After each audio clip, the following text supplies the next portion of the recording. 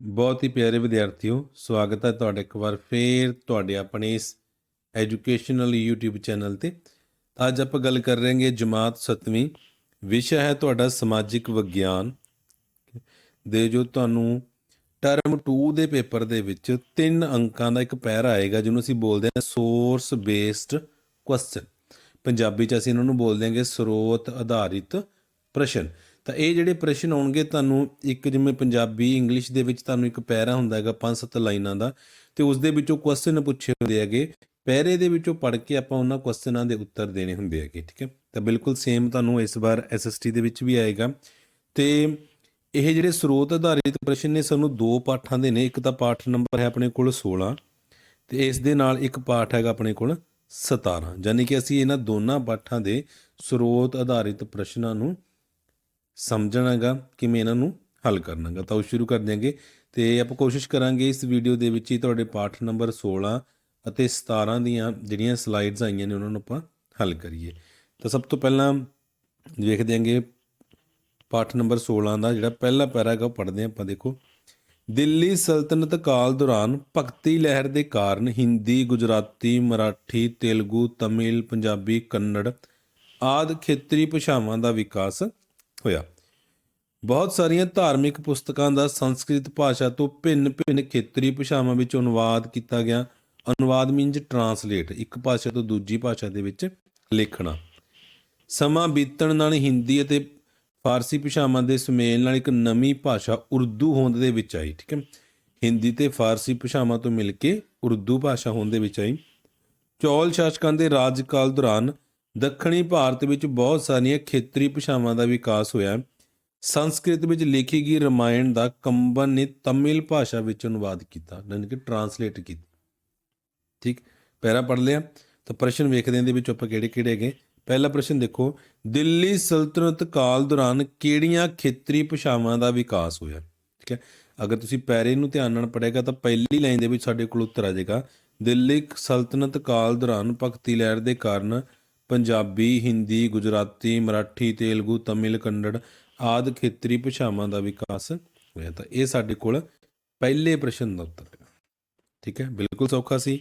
ਦੂਸਰਾ ਵੇਖੋ, ਹਿੰਦੀ ਅਤੇ ਫਾਰਸੀ ਭਾਸ਼ਾਵਾਂ ਦੇ ਸੁਮੇਲ ਨਾਲ ਕਿਹੜੀ ਭਾਸ਼ਾ ਦਾ ਵਿਕਾਸ ਹੋਇਆ। ਦੇਖੋ, ਆਪਾਂ ਗੱਲ ਕੀਤੀ ਸੀ ਹਿੰਦੀ ਅਤੇ ਫਾਰਸੀ ਭਾਸ਼ਾਵਾਂ ਦੇ ਸੁਮੇਲ ਨਾਲ ਇੱਕ ਨਵੀਂ ਭਾਸ਼ਾ ਉਰਦੂ ਹੋਂਦ ਦੇ ਵਿੱਚ ਆਈ। ਠੀਕ ਹੈ, ਸਾਡੇ ਕੋਲ ਦੂਜੇ ਪ੍ਰਸ਼ਨ ਦਾ ਉੱਤਰ ਆ ਗਿਆ।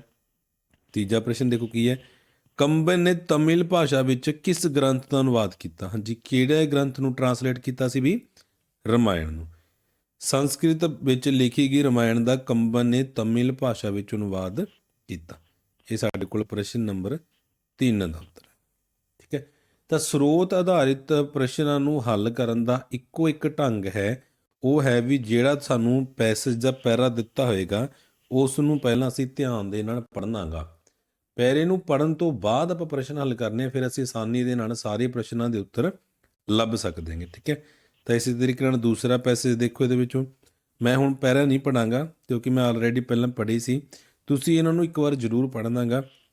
ਤਾਂ ਜਿਵੇਂ ਇਸ ਦਾ ਵਿੱਚ ਪਹਿਲਾ ਪ੍ਰਸ਼ਨ ਦੇਖੋ ਕੀ ਹੈ, ਚਾਂਦ ਬਰਦਾਈ ਨੇ ਕਿਸ ਗ੍ਰੰਥ ਦੀ ਰਚਨਾ ਕੀਤੀ। ਹਾਂਜੀ, ਤਾਂ ਜਿਹੜਾ ਚਾਂਦ ਬਰਦਾਈ ਸੀ ਉਹਨੇ ਪ੍ਰਿਥਵੀ ਰਾਜ ਰਾਸੋ ਨਾਂ ਦਾ ਗ੍ਰੰਥ ਲਿਖਿਆ ਸੀ। ਆਹ ਸਾਡੇ ਕੋਲ ਪਹਿਲੇ ਪ੍ਰਸ਼ਨ ਦਾ ਉੱਤਰ ਹੈਗਾ। ਦੂਸਰਾ ਦੇਖੋ, ਕਿਸ ਪੁਸਤਕ ਤੋਂ ਕਸ਼ਮੀਰ ਦੇ ਇਤਿਹਾਸ ਬਾਰੇ ਜਾਣਕਾਰੀ ਮਿਲਦੀ ਹੈ। ਹਾਂਜੀ, ਕਿਹੜਾ ਗ੍ਰੰਥ ਹੈਗਾ ਵੀ ਜਿਸ ਤੋਂ ਕਸ਼ਮੀਰ ਬਾਰੇ ਜਾਣਕਾਰੀ ਮਿਲਦੀ ਹੈਗੀ, ਤਾਂ ਉਹ ਹੈਗਾ ਸਾਡੇ ਕੋਲ ਰਾਜ ਤਰੰਗਣੀ, ਜਿਹੜੀ ਕਿ ਕਲਹਣ ਦੀ ਲਿਖੀ ਹੋਈ ਸੀ। ਕਲਹਣ ਨੇ ਇੱਕ ਇਤਿਹਾਸਕ ਗ੍ਰੰਥ ਰਾਜ ਤਰੰਗਣੀ ਲਿਖਿਆ। ਇਸ ਪੁਸਤਕ ਤੋਂ ਕਸ਼ਮੀਰ ਦੇ ਉਸ ਸਮੇਂ ਦੇ ਪ੍ਰਸਿੱਧ ਇਤਿਹਾਸ ਬਾਰੇ ਜਾਣਕਾਰੀ ਮਿਲਦੀ ਹੈ। ਤਾਂ ਇਹ ਸਾਡੇ ਕੋਲ ਦੂਜੇ ਪ੍ਰਸ਼ਨ ਦਾ ਉੱਤਰ ਹੈਗਾ। ਤੀਸਰਾ ਪ੍ਰਸ਼ਨ ਦੇਖੋ, ਕਥਾ ਸ੍ਰਿਤ ਸਾਗਰ ਕਿਸ ਭਾਸ਼ਾ ਵਿੱਚ ਲਿਖੀ ਗਈ ਹੈਗੀ। ਹਾਂਜੀ, ਕਿਹੜੀ ਭਾਸ਼ਾ ਦੇ ਵਿੱਚ ਲਿਖੀ ਗਈ। ਲਾਸਟ ਲਾਈਨ ਦੇਖੋ, ਸੰਸਕ੍ਰਿਤ ਭਾਸ਼ਾ ਦੇ ਵਿੱਚ ਲਿਖੀ ਗਈ ਹੈਗੀ। ਇਹ ਕਹਾਣੀਆਂ ਦਾ ਸੰਗ੍ਰਹਿ ਹੈਗੀ। ਇਹ ਸਾਡੇ ਕੋਲ ਤੀਸਰੇ ਪ੍ਰਸ਼ਨ ਦਾ ਉੱਤਰ ਹੈਗਾ। ਠੀਕ ਹੈ, ਬਸ ਸਿਰਫ ਇੰਨਾ ਕਰਨਾ, ਤੁਸੀਂ ਜੋ ਵੀ ਤੁਹਾਨੂੰ ਪੈਰਾ ਦਿੱਤਾ ਹੋਏਗਾ ਪਹਿਲਾਂ ਉਸ ਨੂੰ ਧਿਆਨ ਦੇ ਨਾਲ ਪੜ੍ਹਨਾਗਾ, ਫਿਰ ਪ੍ਰਸ਼ਨ ਨੂੰ ਆਪਾਂ ਹੱਲ ਕਰਨਾਗਾ। ਹਾਂਜੀ, ਤਾਂ ਇਹ ਆਪਣੇ ਕੋਲ ਸੈਕਿੰਡ ਸਲਾਈਡ ਹੈ ਬੇਟਾ। ਠੀਕ, ਇਹਦੇ ਵਿੱਚ ਵੀ ਸਾਡੇ ਕੋਲ 2 ਪੈਰੇ ਹੈਗੇ। ਤਾਂ ਇਸ ਪੈਰੇ ਨੂੰ ਵੀ ਪਹਿਲਾਂ ਤੁਸੀਂ ਧਿਆਨ ਨਾਲ ਪੜ੍ਹ ਲੈਣਾਗਾ। ਠੀਕ ਹੈ, ਜਦੋਂ ਤੁਸੀਂ ਹੱਲ ਕਰੋਗੇ ਤਾਂ ਇੱਥੇ ਮੈਂ ਸਿਰਫ ਤੁਹਾਨੂੰ ਜਿਹੜੇ ਇਹਦੇ ਸਹੀ ਉੱਤਰ ਹੈਗੇ ਉਹ ਦੱਸ ਦਾਂਗਾ। ਪੈਰੇ ਨੂੰ ਵੈਸੇ ਹੱਲ ਕਰਨ ਦਾ ਵਧੀਆ ਤਰੀਕਾ ਇਹੀ ਹੈਗਾ, ਠੀਕ ਹੈ, ਜਿਹੜੇ ਸਰੋਤ ਆਧਾਰਿਤ ਪ੍ਰਸ਼ਨ ਨੇ, ਵੀ ਜਿਹੜਾ ਵੀ ਤੁਹਾਨੂੰ ਪੈਸੇਜ ਆਏਗਾ, ਪੈਰਾ ਆਏਗਾ, ਉਹਨੂੰ ਪਹਿਲਾਂ ਧਿਆਨ ਨਾਲ ਪੜ੍ਹੀਏ, ਫਿਰ ਆਪਾਂ ਪ੍ਰਸ਼ਨਾਂ ਨੂੰ ਹੱਲ ਕਰੀਏ। ਤਾਂ ਵੇਖੋ ਇਹਦੇ ਵਿੱਚ ਜਿਹੜਾ ਪਹਿਲਾ ਪ੍ਰਸ਼ਨ ਹੈਗਾ ਉਹ ਕੀ ਹੈਗਾ, ਤੁਝਕੇ ਬਾਬਰੀ ਕਿਸ ਮੁਗਲ ਸ਼ਾਸਕ ਦੀ ਪ੍ਰਸਿੱਧ ਆਤਮ ਕਥਾ ਹੈਗੀ, ਠੀਕ ਹੈ। ਕਿਹਦੇ ਇਹ ਬਾਬਰੀ, ਇਹਦਾ ਮਤਲਬ ਬਾਬਰ ਦੀ ਹੈਗੀ ਹੈ ਨਾ, ਤਾਂ ਬਾਬਰ ਨੇ ਬਾਬਰਨਾਮਾ ਜਾਂ ਤੁਝਕੇ ਬਾਬਰੀ ਨਾਂ ਦੀ ਪ੍ਰਸਿੱਧ ਆਤਮ ਕਥਾ ਲਿਖੀ ਸੀ। ਸਾਡੇ ਕੋਲ ਪਹਿਲੇ ਪ੍ਰਸ਼ਨ ਦਾ ਉੱਤਰ ਹੈਗਾ। ਦੂਸਰਾ ਦੇਖੋ, ਅਕਬਰ ਨੇ ਕਿਹੜੀਆਂ ਰਚਨਾਵਾਂ ਦਾ ਫਾਰਸੀ ਭਾਸ਼ਾ ਵਿੱਚ ਅਨੁਵਾਦ ਕਰਵਾਇਆ, ਠੀਕ ਹੈ। ਤਾਂ ਜਿਹੜੇ ਵੀ ਹਿੰਦੂ ਗ੍ਰੰਥ ਸੀ ਉਸ ਸਮੇਂ, ਉਹਨਾਂ ਨੂੰ ਪ੍ਰਸਿੱਧ ਗ੍ਰੰਥ ਸੀ, ਉਹਨਾਂ ਸਾਰਿਆਂ ਨੂੰ ਅਕਬਰ ਨੇ ਫਾਰਸੀ ਭਾਸ਼ਾ ਦੇ ਵਿੱਚ ਅਨੁਵਾਦ ਕਰਾਇਆ ਸੀ। ਕਿਹੜੇ ਕਿਹੜੇ ਸੀ ਦੇਖੋ, ਅਕਬਰ ਬਾਦਸ਼ਾਹ ਨੇ ਰਾਮਾਇਣ, ਮਹਾਭਾਰਤ, ਰਾਜ ਤਰੰਗਣੀ, ਪੰਚਤੰਤਰ ਆਦਿ ਸੰਸਕ੍ਰਿਤ ਦੀਆਂ ਪ੍ਰਸਿੱਧ ਰਚਨਾਵਾਂ ਦਾ ਫਾਰਸੀ ਵਿੱਚ ਅਨੁਵਾਦ ਕਰਾਇਆ। ਅਨੁਵਾਦ ਦਾ ਮਤਲਬ ਵੀ ਟਰਾਂਸਲੇਟ ਕਰਵਾਉਣਾ, ਜਿਵੇਂ ਅਸੀਂ ਟਰਾਂਸਲੇਸ਼ਨ ਕਰਦੇ ਨਾ ਇੰਗਲਿਸ਼ ਟੂ ਪੰਜਾਬੀ, ਤਾਂ ਇਹ ਅਨੁਵਾਦ ਦਾ ਮਤਲਬ ਹੈਗਾ ਇੱਕ ਭਾਸ਼ਾ ਤੋਂ ਦੂਜੀ ਭਾਸ਼ਾ ਦੇ ਵਿੱਚ ਲਿਖਣਾ। ਦੂਸਰੇ ਪ੍ਰਸ਼ਨ ਦਾ ਉੱਤਰ ਹੈਗਾ ਬਿਲਕੁਲ ਸੌਖਾ ਜਿਹਾ ਸੀ। ਤੀਸਰਾ ਦੇਖੋ, ਅਬੁਲ ਫਜ਼ਲ ਦੁਆਰਾ ਲਿਖੀਆਂ ਗਈਆਂ ਪੁਸਤਕਾਂ। ਤਾਂ ਅਬੁਲ ਫਜ਼ਲ ਨੇ ਆਈਨ ਅਕਬਰੀ ਅਤੇ ਅਕਬਰਨਾਮਾ ਨਾਂ ਦੀਆਂ ਪੁਸਤਕਾਂ ਲਿਖੀਆਂ ਸੀ, ਠੀਕ ਹੈ। ਇਹ ਸਾਡੇ ਕੋਲ ਤੀਜੇ ਪ੍ਰਸ਼ਨ ਦਾ ਉੱਤਰ ਹੈਗਾ। ਠੀਕ, ਬਹੁਤ ਸੌਖਾ ਸੀ ਵੀ। ਅੱਗੇ ਜਿਹੜਾ ਚੌਥਾ ਪੈਰਾ ਹੈਗਾ ਇਹ ਆਪਣਾ ਰਿਲੇਟਡ ਹੈਗਾ ਗੁਰੂ ਅਰਜਨ ਦੇਵ ਜੀ ਦੇ ਨਾਲ ਰਿਲੇਟਡ, ਠੀਕ ਹੈ। ਉਹਨਾਂ ਨੇ ਜਿਹੜਾ ਆਦਿ ਗ੍ਰੰਥ ਸਾਹਿਬ, ਗੁਰੂ ਗ੍ਰੰਥ ਸਾਹਿਬ ਬਣਵਾਇਆ ਸੀ, ਹੈ ਨਾ, ਉਹਦੀ ਸੰਪਾਦਨਾ ਕੀਤੀ ਸੀ ਆਦਿ ਗ੍ਰੰਥ ਸਾਹਿਬ ਦੀ, ਉਸ ਦੇ ਨਾਲ ਇਹ ਰਿਲੇਟਡ ਹੈ। ਤਾਂ ਪਹਿਲਾ ਪ੍ਰਸ਼ਨ ਦੇਖੋ ਇਹਦੇ ਵਿੱਚੋਂ ਕੀ ਹੈਗਾ, ਆਦਿ ਗ੍ਰੰਥ ਸਾਹਿਬ ਵਿੱਚ ਕਿਹੜੇ ਕਿਹੜੇ ਗੁਰੂ ਸਾਹਿਬਾਨਾਂ ਦੀ ਬਾਣੀ ਦਰਜ ਹੈ, ਠੀਕ ਹੈ। ਤਾਂ ਆਦਿ ਗ੍ਰੰਥ ਸਾਹਿਬ ਦੇ ਵਿੱਚ ਪਹਿਲੇ 5 ਗੁਰੂ ਸਾਹਿਬਾਨ ਤੇ 9ਵੇਂ ਗੁਰੂ ਸਾਹਿਬ ਦੀ ਬਾਣੀ ਦਰਜ ਹੈ। ਦੇਖੋ, ਗੁਰੂ ਨਾਨਕ ਦੇਵ ਜੀ, ਅੰਗਦ ਦੇਵ ਜੀ, ਗੁਰੂ ਅਮਰਦਾਸ, ਰਾਮਦਾਸ ਜੀ, ਸ਼੍ਰੀ ਗੁਰੂ ਅਰਜਨ ਦੇਵ ਜੀ ਦੀ ਬਾਣੀ ਨੂੰ ਸ਼ਾਮਿਲ ਕੀਤਾ ਗਿਆ। ਬਾਅਦ ਦੇ ਵਿੱਚ ਸ਼੍ਰੀ ਗੁਰੂ ਤੇਗ ਬਹਾਦਰ ਜੀ ਦੀ ਬਾਣੀ ਨੂੰ ਵੀ ਇਸ ਵਿੱਚ ਦਰਜ ਕੀਤਾ ਗਿਆ, ਠੀਕ ਹੈ। ਯਾਨੀ ਕਿ ਕੁੱਲ ਮਿਲਾ ਕੇ ਇਸ ਗ੍ਰੰਥ ਦੇ ਵਿੱਚ ਕੁੱਲ 6 ਗੁਰੂ ਸਾਹਿਬਾਨਾਂ ਦੀ ਬਾਣੀ ਦਰਜ ਹੈ, ਠੀਕ ਹੈ। ਤਾਂ ਸਾਡੇ ਕੋਲ ਪਹਿਲੇ ਪ੍ਰਸ਼ਨ ਦਾ ਉੱਤਰ ਸੀ ਇਹ। ਦੂਸਰਾ ਪ੍ਰਸ਼ਨ ਦੇਖੋ ਕੀ ਹੈ ਇਹਦੇ ਵਿੱਚੋਂ, ਆਦਿ ਗ੍ਰੰਥ ਸਾਹਿਬ ਦੀ ਰਚਨਾ ਕਦੋਂ ਅਤੇ ਕਿਸ ਦੁਆਰਾ ਕੀਤੀ ਗਈ। ਹਾਂਜੀ, ਕਦੋਂ ਕੀਤੀ ਗਈ ਬਈ, 1604 ਈਸਵੀ ਦੇ ਵਿੱਚ। ਕਿਸ ਦੁਆਰਾ ਕੀਤੀ ਗਈ, ਸ਼੍ਰੀ ਗੁਰੂ ਅਰਜਨ ਦੇਵ ਜੀ। ਸ਼੍ਰੀ ਗੁਰੂ ਅਰਜਨ ਦੇਵ ਜੀ ਨੇ 1604 ਈਸਵੀ ਵਿੱਚ ਆਦਿ ਗ੍ਰੰਥ ਸਾਹਿਬ ਦੀ ਰਚਨਾ ਕੀਤੀ। ਸਾਡੇ ਕੋਲ ਦੂਜੇ ਪ੍ਰਸ਼ਨ ਦਾ ਉੱਤਰ ਹੈਗਾ। ਤੀਸਰਾ ਦੇਖੋ, ਸਿੱਖ ਗੁਰੂਆਂ ਦੇ ਇਲਾਵਾ ਆਦਿ ਗ੍ਰੰਥ ਸਾਹਿਬ ਜੀ ਵਿੱਚ ਕਿਹਨਾਂ ਦੀ ਬਾਣੀ ਨੂੰ ਸ਼ਾਮਿਲ ਕੀਤਾ ਗਿਆ ਹੈਗਾ। ਹਾਂਜੀ, ਸਿੱਖ ਗੁਰੂ ਸਾਹਿਬਾਨਾਂ ਤੋਂ ਇਲਾਵਾ ਵੀ ਦੇਖੋ ਇੱਥੇ ਆ ਗਿਆ, ਆਦਿ ਗ੍ਰੰਥ ਸਾਹਿਬ ਵਿੱਚ ਹਿੰਦੂ ਭਗਤਾਂ, ਸੂਫੀ ਸੰਤਾਂ ਤੇ ਕੁਝ ਭੱਟਾਂ ਦੀ ਬਾਣੀ ਨੂੰ ਵੀ ਸ਼ਾਮਿਲ ਕੀਤਾ ਗਿਆ ਹੈਗਾ, ਠੀਕ ਹੈ। ਇਹ ਸਾਡੇ ਕੋਲ ਤੀਜੇ ਪ੍ਰਸ਼ਨ ਦਾ ਉੱਤਰ ਹੈ। ਠੀਕ, ਬਹੁਤ ਸੌਖਾ ਕੰਮ ਹੈ ਬੇਟਾ, ਸਿਰਫ ਤੁਸੀਂ ਪੈਰੇ ਨੂੰ ਪਹਿਲਾਂ ਧਿਆਨ ਨਾਲ ਪੜ੍ਹਨਾ ਗਾ, ਫਿਰ ਆਪਾਂ ਆਸਾਨੀ ਦੇ ਨਾਲ ਸਾਰੇ ਪ੍ਰਸ਼ਨਾਂ ਨੂੰ ਹੱਲ ਕਰ ਸਕਦੇ ਹਾਂਗੇ। ਠੀਕ, ਨੈਕਸਟ ਆਪਾਂ ਤੀਸਰੀ ਸਲਾਈਡ ਕਰਾਂਗੇ ਜਿਹੜੀ ਕਿ ਪਾਰਟ ਨੰਬਰ 16 ਨਾਲ ਹੀ ਰਿਲੇਟਡ ਹੈਗੀ। ਹਾਂਜੀ ਬੇਟਾ, ਤਾਂ ਇਹ ਸਲਾਈਡ ਨੰਬਰ 3 ਹੈ ਆਪਣੇ ਕੋਲ, ਠੀਕ ਹੈ। ਪੈਰਾ ਨੰਬਰ 5 ਹੈਗਾ ਪਾਰਟ ਨੰਬਰ 16 ਦੇ ਵਿੱਚੋਂ। ਤਾਂ ਇਹ ਅਕਬਰ ਦੇ ਨਾਲ ਰਿਲੇਟਡ, ਠੀਕ ਹੈ, ਅਤੇ ਉਸ ਜਿਹੜੇ ਦਿਲਚਸਪੀਆਂ ਸੀ ਜਿਵੇਂ ਸੰਗੀਤ ਦੇ ਵਿੱਚ ਸੀ ਉਹਨਾਂ ਦੇ ਨਾਲ ਰਿਲੇਟਡ ਹੈਗਾ। ਇਸ ਤੋਂ ਬਾਅਦ ਸ਼ਾਹਜਹਾਂ, ਜਹਾਂਗੀਰ ਦੀ ਇਹਦੇ ਵਿੱਚ ਵੀ ਗੱਲ ਕੀਤੀ ਗਈ ਹੈਗੀ। ਤਾਂ ਤੁਸੀਂ ਇਹਨੂੰ ਪੜ੍ਹ ਲਿਓ, ਮੈਂ ਸਿਰਫ ਤੁਹਾਨੂੰ ਇਹਦੇ ਉੱਤਰ ਦੱਸ ਰਿਹਾਗਾ। ਦੇਖੋ ਕਿਵੇਂ ਆਪਾਂ ਕਰਨਗੇ। ਪਹਿਲਾ ਪ੍ਰਸ਼ਨ ਦੇਖੋ, ਉਪਰੋਕਤ ਪੈਰੇ ਅਨੁਸਾਰ ਅਕਬਰ ਦੇ ਦਰਬਾਰ ਦੇ ਗਾਇਕਾਂ ਦੇ ਨਾਮ ਦੱਸੋ, ਠੀਕ ਹੈ। ਅਕਬਰ ਨੂੰ ਸੰਗੀਤ ਦਾ ਬਹੁਤ ਸ਼ੌਂਕ ਸੀ, ਤਾਂ ਉਹਦੇ ਦਰਬਾਰ ਦੇ ਵਿੱਚ ਜਿਹੜੇ ਉੱਚ ਕੋਟੀ ਦੇ ਗਾਇਕ ਸੀ ਉਹਦੇ ਬਾਰੇ ਗੱਲ ਕੀਤੀ ਗਈ ਹੈਗੀ। ਤਾਨਸੇਨ, ਠੀਕ ਹੈ, ਉਸਦੇ ਦਰਬਾਰ ਵਿੱਚ ਤਾਨਸੇਨ ਵਰਗੇ ਉੱਚ ਕੋਟੀ ਦੇ ਗਾਇਕ ਸਨ, ਠੀਕ ਹੈ। ਇਸ ਤੋਂ ਬਾਅਦ ਬੈਜੂ ਬਾਵਰਾ ਵੀ ਆ ਸਕਦਾ ਗਾ, ਸੂਰਦਾਸ ਵੀ ਆ ਸਕਦਾ ਗਾ, ਠੀਕ ਹੈ। ਇਹ 3 ਲਿਖ ਲਿਓ ਤੁਸੀਂ, ਤਾਨਸੇਨ, ਬੈਜੂ ਬਾਬਰਾ, ਸੂਰਦਾਸ ਉਸਦੇ ਦਰਬਾਰ ਦੇ ਵਿੱਚ ਉੱਚ ਕੋਟੀ ਦੇ ਗਾਇਕ ਸਨ। ਪਹਿਲੇ ਪ੍ਰਸ਼ਨ ਦਾ ਆਪਣੇ ਕੋਲ ਉੱਤਰ ਹੈਗਾ। ਸੈਕਿੰਡ ਦੇਖੋ, ਕਿਹੜਾ ਮੁਗਲ ਬਾਦਸ਼ਾਹ ਧਰੂਪਦ ਰਾਗ ਦਾ ਬਹੁਤ ਸ਼ੌਕੀਨ ਸੀ। ਹਾਂਜੀ, ਕਿਹੜਾ ਸੀ ਵੀ ਜਿਹੜਾ ਕਿ ਧਰੂਪਦ ਰਾਗ ਦਾ ਬਹੁਤ ਸ਼ੌਕੀਨ ਸੀ, ਕਿਹੜਾ ਮੁਗਲ ਬਾਦਸ਼ਾਹ ਸੀ। ਹਾਂਜੀ ਦੇਖੋ, ਸ਼ਾਹਜਹਾਂ ਵੀ ਸੰਗੀਤ ਪ੍ਰੇਮੀ ਸੀ, ਉਹ ਧਰੂਪਦ ਰਾਗ ਦਾ ਬਹੁਤ ਸ਼ੌਕੀਨ ਸੀ। ਸਾਡੇ ਕੋਲ ਦੂਜੇ ਪ੍ਰਸ਼ਨ ਦਾ ਉੱਤਰ ਹੈਗਾ। ਤੀਸਰਾ ਦੇਖੋ, ਮੁਗਲ ਕਾਲ ਵਿੱਚ ਆਦਿ ਗ੍ਰੰਥ ਸਾਹਿਬ ਜੀ ਦੀ ਰਚਨਾ ਕਿਸ ਗੁਰੂ ਸਾਹਿਬ ਦੁਆਰਾ ਕੀਤੀ ਗਈ ਸੀ। ਦੇਖੋ, ਮੁਗਲ ਕਾਲ ਵਿੱਚ ਸ਼੍ਰੀ ਗੁਰੂ ਅਰਜਨ ਦੇਵ ਜੀ ਨੇ ਰਾਗ ਰਾਗਨੀਆਂ ਦੇ ਅਨੁਸਾਰ ਆਦਿ ਗ੍ਰੰਥ ਸਾਹਿਬ ਦੀ ਰਚਨਾ ਕੀਤੀ ਸੀ। ਇਹ ਸਾਡੇ ਕੋਲ ਤੀਜੇ ਪ੍ਰਸ਼ਨ ਦਾ ਉੱਤਰ ਹੈਗਾ। ਠੀਕ ਹੈ, ਮੈਂ ਆਸਾਨੀ ਨਾਲ ਪ੍ਰਸ਼ਨਾਂ ਦੇ ਉੱਤਰ ਤਾਂ ਲੱਭ ਰਿਹਾ ਕਿਉਂਕਿ ਮੈਂ ਇਹ ਪਹਿਲਾਂ ਪੜ੍ਹੇ ਸੀ ਵੀ। ਤੁਸੀਂ ਹੱਲ ਕਰਨ ਤੋਂ ਪਹਿਲਾਂ ਹੀ ਪੈਰੇ ਜ਼ਰੂਰ ਪੜ੍ਹਨੇ ਹੈਗੇ। ਤਾਂ ਇਸ ਪਾਠ ਦਾ ਲਾਸਟ ਜਿਹੜਾ ਪੈਰਾ ਹੈਗਾ, ਪਾਠ ਨੰਬਰ 16 ਦਾ 6ਵਾਂ ਪੈਰਾ ਹੈਗਾ, ਦੇਖੋ ਇਹ ਸ਼ੇਖ ਫਰੀਦ ਜੀ ਨਾਲ ਵੀ ਰਿਲੇਟਡ ਹੈਗਾ। ਤਾਂ ਸ਼ੇਖ ਫਰੀਦ ਜੀ ਪੰਜਾਬੀ ਦੇ ਸੂਫੀ ਸੰਤ ਸਨ। ਠੀਕ ਹੈ, ਇਹ ਤੁਸੀਂ ਪੜ੍ਹਦੇ ਹੋ, ਮੈਂ ਪੜ੍ਹਾਂਗਾ ਨਹੀਂ। ਦੇਖੋ ਉਹਨਾਂ ਨੇ ਕਿਹਾ ਪੰਜਾਬੀ ਸਾਹਿਤ ਦਾ ਮੋਢੀ ਕਿਸ ਨੂੰ ਮੰਨਿਆ ਜਾਂਦਾ ਹੈਗਾ? ਸ਼ੇਖ ਫਰੀਦ ਜੀ ਨੂੰ। ਦੇਖੋ ਇੱਥੋਂ ਪੜ੍ਹੋਗੇ ਤੁਸੀਂ, ਬਾਬਾ ਫਰੀਦ ਜੀ ਸ਼ਕਰਗੰਜ ਜੀ ਪੰਜਾਬੀ ਦੇ ਸੂਫੀ ਸੰਤ ਸਨ, ਉਹਨਾਂ ਨੂੰ ਪੰਜਾਬੀ ਸਾਹਿਤ ਦਾ ਮੋਢੀ ਕਿਹਾ ਜਾਂਦਾ ਹੈਗਾ। ਠੀਕ ਹੈ, ਤਾਂ ਇਹ ਆਪਣੇ ਕੋਲ ਪਹਿਲੇ ਪ੍ਰਸ਼ਨ ਦਾ ਉੱਤਰ ਹੈਗਾ। ਸੈਕਿੰਡ ਦੇਖੋ, ਬਾਬਾ ਫਰੀਦ ਜੀ ਦੇ ਸਲੋਕਾਂ ਨੂੰ ਆਦਿ ਗ੍ਰੰਥ ਸਾਹਿਬ ਵਿੱਚ ਕਿਸ ਦੁਆਰਾ ਸ਼ਾਮਿਲ ਕੀਤਾ ਗਿਆ ਸੀ? ਹਾਂਜੀ, ਕਿਸ ਦੁਆਰਾ ਸ਼ਾਮਿਲ ਕੀਤਾ ਗਿਆ ਸੀ ਵੀ? ਸ਼੍ਰੀ ਗੁਰੂ ਅਰਜਨ ਦੇਵ ਜੀ ਦੁਆਰਾ ਨਾ। ਉਹਨਾਂ ਦੇ 112 ਸ਼ਲੋਕ ਅਤੇ 4 ਸ਼ਬਦਾਂ ਨੂੰ ਸ਼੍ਰੀ ਗੁਰੂ ਅਰਜਨ ਦੇਵ ਜੀ ਨੇ ਆਦਿ ਗ੍ਰੰਥ ਸਾਹਿਬ ਦੇ ਵਿੱਚ ਸ਼ਾਮਿਲ ਕੀਤਾ। ਇਹ ਆਪਣੇ ਕੋਲ ਦੂਜੇ ਪ੍ਰਸ਼ਨ ਦਾ ਉੱਤਰ ਹੈਗਾ। ਤੀਜਾ ਦੇਖੋ, ਆਮ ਲੋਕਾਂ ਦੀ ਬੋਲੀ ਕਿਹੜੀ ਸੀ? ਹਾਂਜੀ, ਆਮ ਲੋਕਾਂ ਦੀ ਬੋਲੀ ਕਿਹੜੀ ਸੀ? ਠੀਕ ਹੈ, ਲਹਿੰਦੀ ਜਾਂ ਮੁਲਤਾਨੀ ਭਾਸ਼ਾ ਆਮ ਲੋਕਾਂ ਦੀ ਬੋਲੀ ਸੀ। ਠੀਕ ਹੈ, ਲਹਿੰਦੀ ਜਾਂ ਮੁਲਤਾਨੀ ਭਾਸ਼ਾ। ਇਹ ਸਾਡੇ ਕੋਲ ਤੀਜੇ ਪ੍ਰਸ਼ਨ ਦਾ ਉੱਤਰ। ਠੀਕ ਹੈ, ਤਾਂ ਇਹ ਪਾਠ ਨੰਬਰ 16 ਦੀਆਂ 3 ਸਲਾਈਡਾਂ ਸੀ।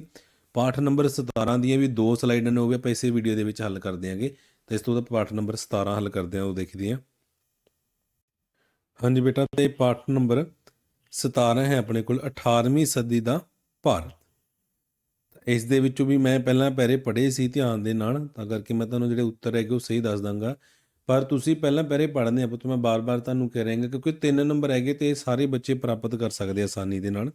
ਤਾਂ ਪਹਿਲਾ ਪ੍ਰਸ਼ਨ ਦੇਖੋ ਇਸ ਪੈਰੇ ਦੇ ਵਿੱਚੋਂ, 18ਵੀਂ ਸਦੀ ਵਿੱਚ ਉੱਤਰੀ ਅਤੇ ਦੱਖਣੀ ਭਾਰਤ ਵਿੱਚ ਕਿਹੜੇ ਰਾਜ ਸਥਾਪਿਤ ਹੋਏ? ਠੀਕ ਹੈ, ਤਾਂ ਦੇਖੋ ਉੱਤਰੀ ਅਤੇ ਦੱਖਣੀ ਭਾਰਤ ਵਿੱਚ ਬਹੁਤ ਸਾਰੇ ਰਾਜ ਸਥਾਪਿਤ ਹੋ ਗਏ ਸਨ।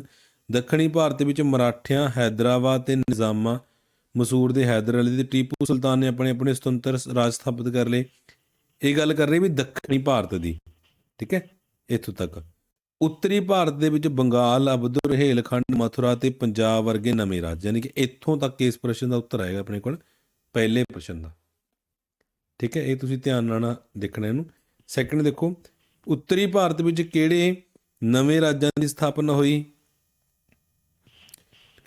ਉੱਤਰੀ ਭਾਰਤ ਦੇ ਵਿੱਚ ਦੇਖੋ ਆ ਸਾਰੇ ਨਵੇਂ ਰਾਜ ਨੇ ਸਾਰੇ। ਇਹ ਦੂਸਰੇ ਪ੍ਰਸ਼ਨ ਦਾ ਉੱਤਰ ਆ ਜਾਏਗਾ ਆਪਣੇ ਕੋਲ। ਠੀਕ ਹੈ, ਤੀਸਰਾ ਦੇਖੋ, ਔਰੰਗਜ਼ੇਬ ਦੀ ਮੌਤ ਤੋਂ ਬਾਅਦ ਦੇ ਮੁਗਲਾਂ ਦੇ ਕਾਲ ਨੂੰ ਕੀ ਕਿਹਾ ਜਾਂਦਾ ਹੈਗਾ? ਹਾਂਜੀ, ਔਰੰਗਜ਼ੇਬ ਦੀ ਮੌਤ ਤੋਂ ਬਾਅਦ ਜਿਹੜਾ ਮੁਗਲਾਂ ਦਾ ਕਾਲ ਸੀ ਉਹਨੂੰ ਅਸੀਂ ਬੋਲਦੇ ਹਾਂਗੇ, ਦੇਖੋ ਇੱਥੋਂ ਪ੍ਰਸ਼ਨ ਦਾ ਉੱਤਰ ਆ ਜਾਏਗਾ, ਸ਼ਾਸਕਾਂ ਨੇ ਸ਼ਾਸਨ ਕੀਤਾ ਉਹਨਾਂ ਨੂੰ ਉੱਤਰਕਾਲੀਨ ਮੁਗਲ ਕਿਹਾ ਜਾਂਦਾ ਹੈਗਾ। ਠੀਕ ਹੈ, ਉੱਤਰਕਾਲੀਨ ਮੁਗਲ। ਇਸ ਤੋਂ ਬਾਅਦ ਦੂਸਰਾ ਪੈਰਾ ਹੈਗਾ ਇਸ ਪਾਠ ਦਾ, ਦੇਖੋ ਇਹਨੂੰ ਵੀ ਆਪਾਂ ਹੱਲ ਕਰ ਦਿਆਂਗੇ। ਇਹਦੇ ਵਿੱਚ ਪ੍ਰਸ਼ਨ ਦੇਖੋ, ਜਹਾਂਦਾਰ ਦੀ ਮੌਤ ਤੋਂ ਪਿੱਛੋਂ ਦਿੱਲੀ ਦਾ ਅਸਲ ਵਿੱਚ ਸ਼ਾਸਨ ਕਿਹਨਾਂ ਦੁਆਰਾ ਚਲਾਇਆ ਜਾਂਦਾ ਸੀ? ਹਾਂਜੀ, ਕਿਹਨਾਂ ਦੁਆਰਾ ਚਲਾਇਆ ਜਾਂਦਾ ਸੀ ਵੀ? ਤਾਂ ਜਦੋਂ ਜਹਾਂਦਾਰ ਦੀ ਮੌਤ ਹੋ ਜਾਂਦੀ ਹੈਗੀ, ਠੀਕ ਹੈ, ਉਸ ਤੋਂ ਬਾਅਦ 2 ਵਿਅਕਤੀ ਸੀ ਜਿਹੜੇ ਸ਼ਾਸਨ ਚਲਾਉਂਦੇ ਅੱਗੇ, ਕਿਉਂਕਿ ਜਿਹੜਾ ਫਰਕਸ਼ੀਅਰ ਸੀ ਉਹਦਾ ਭਤੀਜਾ ਸੀ, ਉਹ ਨਾ ਮਾਤਰ ਦਾ ਰਾਜਾ ਸੀ, ਉਹਨੂੰ ਬਹੁਤੀ ਨੌਲੇਜ ਨਹੀਂ ਸੀ। ਤਾਂ ਹੁਸੈਨ ਅਲੀ ਤੇ ਅਬਦੁਲ, ਇਹਨਾਂ 2 ਭਰਾਵਾਂ ਦੇ ਦੁਆਰਾ ਜਿਹੜਾ ਦਿੱਲੀ ਦਾ ਸ਼ਾਸਨ ਪ੍ਰਬੰਧ ਸੀ ਉਹ ਚਲਾਇਆ ਜਾਂਦਾ ਸੀ। ਤਾਂ ਪਹਿਲੇ ਪ੍ਰਸ਼ਨ ਦਾ ਉੱਤਰ ਹੈ। ਸੈਕਿੰਡ ਦੇਖੋ, ਸੈਯਦ ਭਰਾਵਾਂ ਦਾ ਖਾਤਮਾ ਕਿਸ ਦੁਆਰਾ ਕੀਤਾ ਗਿਆ? ਹਾਂਜੀ, ਕਿਸ ਦੁਆਰਾ ਕੀਤਾ ਗਿਆ ਸੀ? ਆ ਗਿਆ ਮੁਹੰਮਦ ਸ਼ਾਹ। ਮੁਹੰਮਦ ਸ਼ਾਹ ਨੇ ਸੱਤਾ ਵਿੱਚ ਆਉਣ ਤੋਂ ਬਾਅਦ ਜਲਦੀ ਹੀ ਸੈਯਦ ਭਰਾਵਾਂ ਦਾ ਖਾਤਮਾ ਕਰ ਦਿੱਤਾ। ਇਹ ਦੂਜੇ ਪ੍ਰਸ਼ਨ ਦਾ ਉੱਤਰ ਆਪਣੇ ਕੋਲ। ਤੀਸਰਾ ਦੇਖੋ, ਮੁਗਲ ਸਾਮਰਾਜ ਦਾ ਅੰਤ ਕਦੋਂ ਹੋਇਆ? ਹਾਂਜੀ, 1858 ਤੋਂ ਬਾਅਦ ਆਲਮੋਸਟ ਮੁਗਲ ਸਾਮਰਾਜ ਦਾ ਪਤਨ ਹੋ ਗਿਆ ਸੀ। 1858 ਵਿੱਚ ਬਹਾਦਰ ਸ਼ਾਹ ਜਿਹੜਾ ਜਾਫਰ ਸੀ ਉਹ ਮੁਗਲਾਂ ਦਾ ਅਖੀਰਲਾ ਬਾਦਸ਼ਾਹ ਸੀ। ਉਸ ਨੂੰ 1858 ਵਿੱਚ ਅੰਗਰੇਜ਼ਾਂ ਨੇ ਗੱਦੀ ਤੋਂ ਉਤਾਰ ਕੇ ਮੁਗਲ ਸਾਮਰਾਜ ਦਾ ਅੰਤ ਕਰ ਦਿੱਤਾ ਸੀ। ਠੀਕ ਹੈ, ਇਹ ਆਪਣੇ ਕੋਲ ਤੀਜੇ ਪ੍ਰਸ਼ਨ ਦਾ ਉੱਤਰ ਹੈ, ਯਾਨੀ ਕਿ 1858 ਦੇ ਵਿੱਚ ਮੁਗਲ ਸਾਮਰਾਜ ਦਾ ਖਾਤਮਾ ਹੋ ਗਿਆ ਸੀ। ਹਾਂਜੀ ਬੇਟਾ, ਇਸ ਤੋਂ ਬਾਅਦ ਪਾਠ ਨੰਬਰ 17 ਦੀ ਦੂਜੀ ਸਲਾਈਡ ਹੈ, ਇਹਦੇ ਵਿੱਚ ਵੀ 2 ਪੈਰੇ ਹੈਗੇ, ਇਹਨਾਂ ਨੂੰ ਆਪਾਂ ਹੱਲ ਕਰ ਦਿਆਂਗੇ। ਤਾਂ ਪਹਿਲਾ ਪ੍ਰਸ਼ਨ ਦੇਖੋ ਇਸ ਪੈਰੇ ਦੇ ਵਿੱਚੋਂ, ਪਹਿਲਾਂ ਤੁਸੀਂ ਪੜ੍ਹਨੇ ਹੈਗੇ ਵੀ ਧਿਆਨ ਨਾਲ। ਅੰਗਰੇਜ਼ਾਂ ਅਤੇ ਹੈਦਰ ਅਲੀ ਵਿਚਕਾਰ ਕਿੰਨੇ ਅਤੇ ਕਿਹੜੇ ਯੁੱਧ ਹੋਏ? ਠੀਕ ਹੈ, ਤਾਂ ਅੰਗਰੇਜ਼ਾਂ ਤੇ ਹੈਦਰ ਅਲੀ ਦੇ ਵਿਚਕਾਰ ਕਿੰਨੇ ਯੁੱਧ ਹੋਏ ਸੀ ਵੀ? ਦੇਖੋ ਇਹਨਾਂ ਨੇ ਇੱਥੇ ਲਿਖਿਆ ਸੀ ਅੰਗਰੇਜ਼ਾਂ ਅਤੇ ਹੈਦਰ ਅਲੀ ਵਿਚਕਾਰ 2 ਲੜਾਈਆਂ ਹੋਈਆਂ ਜਿਨ੍ਹਾਂ ਨੂੰ ਐਂਗਲੋ ਮੈਸੂਰ ਯੁੱਧ ਕਿਹਾ ਜਾਂਦਾ ਗਾ। ਪਹਿਲੇ ਪ੍ਰਸ਼ਨ ਦਾ ਉੱਤਰ ਸੀ ਕਿੰਨੇ ਯੁੱਧ ਹੋਏ ਸੀ? 2। ਕੀ ਕਹਿੰਦਾ ਵੀ ਇਹਨਾਂ ਨੂੰ? ਐਂਗਲੋ ਮੈਸੂਰ ਯੁੱਧ। ਦੂਸਰਾ ਪ੍ਰਸ਼ਨ ਦੇਖੋ ਇਸ ਦੇ ਵਿੱਚੋਂ, ਹੈਦਰ ਅਲੀ ਦੀ ਮੌਤ ਕਦੋਂ ਹੋਈ? ਹਾਂਜੀ, ਹੈਦਰ ਅਲੀ ਦੀ ਮੌਤ ਕਦੋਂ ਹੋਈ ਵੀ? 1782। ਠੀਕ ਹੈ, 1782 ਦੇ ਵਿੱਚ ਹੈਦਰ ਅਲੀ ਦੀ ਮੌਤ ਹੋ ਗਈ ਸੀ। ਇਹ ਦੂਸਰੇ ਪ੍ਰਸ਼ਨ ਦਾ ਉੱਤਰ ਆਪਣੇ ਕੋਲ। ਤੀਜਾ ਪ੍ਰਸ਼ਨ ਦੇਖੋ, ਹੈਦਰ ਅਲੀ ਨੇ ਕਿਹੜੀਆਂ ਕਿਹੜੀਆਂ ਤਾਕਤਾਂ ਨਾਲ ਲੜਾਈਆਂ ਲੜੀਆਂ? ਠੀਕ ਹੈ, ਉਸ ਨੇ ਕਿੰਨਾ ਕਿੰਨਾ ਨਾਲ ਜਿਹੜੀ ਲੜੀ ਸੀ ਉਹ ਦੇਖੋ, ਉਸ ਨੇ ਮਰਾਠਿਆਂ, ਹੈਦਰਾਬਾਦ ਦੇ ਨਿਜ਼ਾਮ, ਕਰਨਾਟਕ ਦੇ ਸ਼ਾਸਕਾਂ ਤੇ ਅੰਗਰੇਜ਼ਾਂ ਦੇ ਨਾਲ ਲੜਾਈਆਂ ਲੜੀਆਂ। ਆਪਣੇ ਕੋਲ ਤੀਜੇ ਪ੍ਰਸ਼ਨ ਦਾ ਉੱਤਰ ਹੈਗਾ। ਠੀਕ ਹੈ, ਨੈਕਸਟ ਦੇਖੋ ਇੱਕ ਪੈਰਾ ਹੋ ਰਿਹਾ ਸਰ, ਇਹ ਸ਼ਿਵਾਜੀ ਨਾਲ ਰਿਲੇਟਡ ਹੈਗਾ। ਸ਼ਿਵਾਜੀ ਦਾ ਜਨਮ ਕਦੋਂ ਅਤੇ ਕਿੱਥੇ ਹੋਇਆ? ਹਾਂਜੀ, ਸ਼ਿਵਾਜੀ ਦਾ ਜਨਮ 20 ਅਪ੍ਰੈਲ 1627 ਨੂੰ ਸ਼ਿਵਨੇਰ ਦੇ ਕਿਲੇ ਪੂਨਾ ਦੇ ਵਿੱਚ ਹੋਇਆ ਸੀ। ਇਹ ਪਹਿਲੇ ਪ੍ਰਸ਼ਨ ਦਾ ਉੱਤਰ ਹੈ ਆਪਣੇ ਕੋਲ। ਸ਼ਿਵਾਜੀ ਦੇ ਮਾਤਾ ਪਿਤਾ ਦਾ ਕੀ ਨਾਮ ਸੀ? ਹਾਂਜੀ, ਉਹਨਾਂ ਦੇ ਪਿਤਾ ਜੀ ਦਾ ਨਾਮ ਸ਼ਾਹ ਜੀ ਭੋਂਸਲੇ। ਠੀਕ ਹੈ, ਤੇ ਉਹਨਾਂ ਦੀ ਮਾਤਾ ਜੀ ਦਾ ਕੀ ਨਾਮ ਸੀ? ਜੀਜਾਬਾਈ ਸੀ। ਤਾਂ ਇਹ ਆਪਣੇ ਕੋਲ ਦੂਜੇ ਪ੍ਰਸ਼ਨ ਦਾ ਉੱਤਰ ਹੈ। ਪਿਤਾ ਦਾ ਨਾਮ ਸ਼ਾਹ ਜੀ ਭੋਂਸਲੇ, ਮਾਤਾ ਜੀ ਦਾ ਨਾਮ ਜੀਜਾਬਾਈ। ਨੈਕਸਟ, ਸ਼ਿਵਾਜੀ ਕਿਸ ਸ਼ਾਸਨ ਦਾ ਅੰਤ ਕਰਨਾ ਚਾਹੁੰਦੇ ਸਨ? ਹਾਂਜੀ, ਸ਼ਿਵਾਜੀ ਕਿਸ ਸ਼ਾਸਨ ਦਾ ਅੰਤ ਕਰਨਾ ਚਾਹੁੰਦੇ ਸਨ? ਉਹ ਭਾਰਤ ਦੇ ਵਿੱਚੋਂ ਮੁਸਲਮਾਨਾਂ ਦੇ ਅਤਿਆਚਾਰੀ ਰਾਜ ਦਾ ਅੰਤ ਕਰਨਾ ਚਾਹੁੰਦੇ ਸਨ ਤੇ ਸੁਤੰਤਰ ਹਿੰਦੂ ਰਾਜ ਦੀ ਸਥਾਪਨਾ ਕਰਨੀ ਚਾਹੁੰਦੇ ਸੀ। ਆਪਣੇ ਕੋਲ ਤੀਜੇ ਪ੍ਰਸ਼ਨ ਦਾ ਉੱਤਰ ਹੈ। ਠੀਕ ਹੈ, ਤਾਂ ਇਹ ਤੁਹਾਡੇ ਪਾਠ ਨੰਬਰ 17 ਦੀਆਂ 2 ਸਲਾਈਡਾਂ ਦੇ 4 ਪੈਰੇ ਸੀ ਜਿਹੜੇ ਆਪਾਂ ਹੱਲ ਕੀਤੇ ਹੈਗੇ। ਬਹੁਤ ਸੌਖਾ ਕੰਮ ਹੈ ਬੇਟਾ, ਤੇ ਉਮੀਦ ਹੈ ਵੀ ਅਸੀਂ ਸਾਰੇ ਜਿਹੜੇ ਵਿਦਿਆਰਥੀ ਹੈਗੇ ਉਹ ਇਹਨਾਂ 3 ਦੇ ਵਿੱਚੋਂ 3 ਜਿਹੜੇ ਅੰਕ ਹੈਗੇ ਆਸਾਨੀ ਨਾਲ ਪ੍ਰਾਪਤ ਕਰ ਸਕਦੇ ਹੈਗੇ। ਸਿਰਫ ਕਰਨਾ ਕੀ ਹੈਗਾ, ਤੁਸੀਂ ਜੋ ਵੀ ਤੁਹਾਨੂੰ ਪੈਰਾ ਦਿੱਤਾ ਹੋਏਗਾ ਉਹਨੂੰ ਧਿਆਨ ਨਾਲ ਪੜ੍ਹਨਾ ਗਾ।